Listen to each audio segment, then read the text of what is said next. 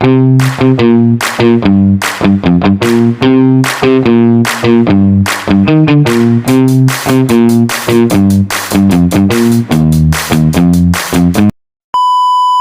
start the simulation of EN7805, we use a reference or also known as schematic diagram, and we use Tinkercad in this video.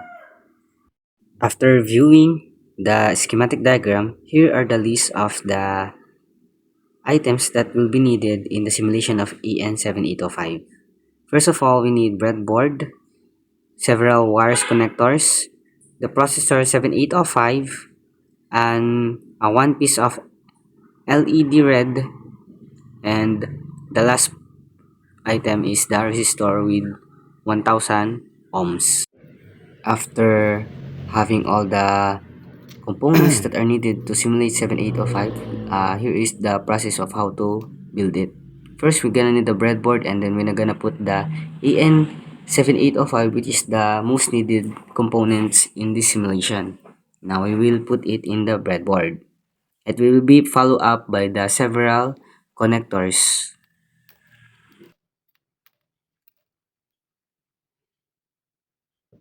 So in after getting the connector, we're gonna put the wire connector in the first pin, which is the input of the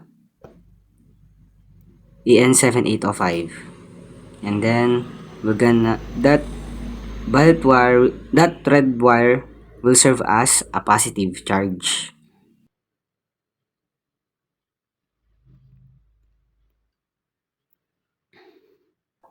Now we will getting the resistor, which have a 1000 ohms, and we will put it in the output, which is the third pin of the EN7805.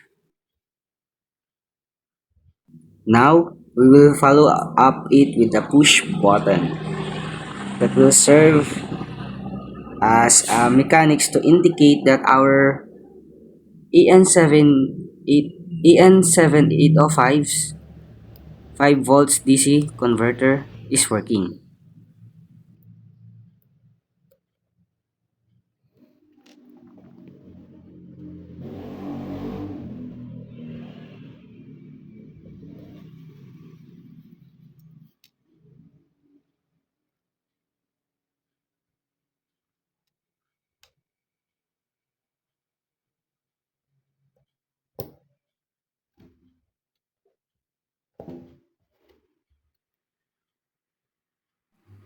Now after, we will get the LED, and this is the anode, and the shorter one is the cathode.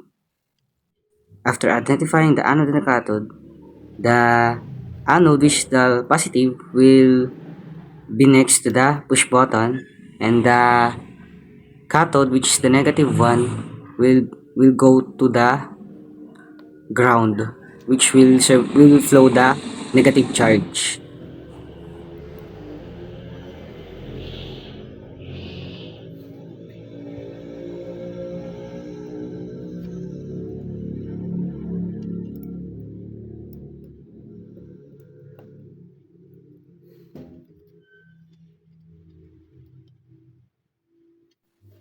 In this video, as you can see, we have to ensure the connection is properly been putted in their places.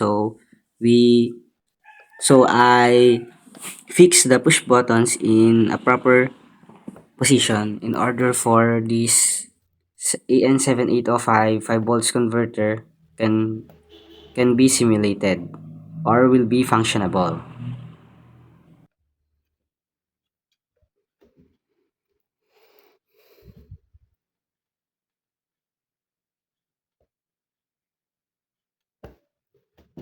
Putting the LED, will follow up the connector, and that connector will go to the ground in the second pin, and it will go to the negative charge. And that's all. And now for the final part, we will put the DC power supply into 11 volts to see if it will work in our EN7805. And now this is the result of it.